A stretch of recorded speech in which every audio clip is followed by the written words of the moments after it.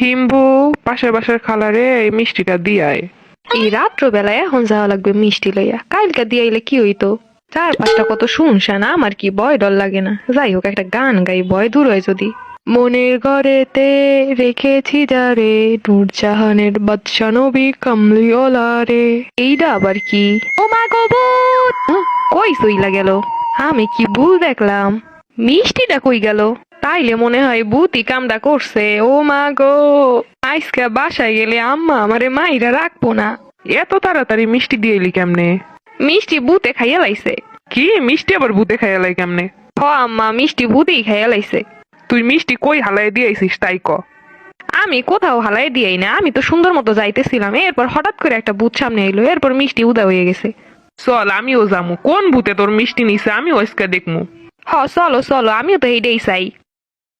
মিষ্টি এইখানে হালাই রেখে গেছে আবার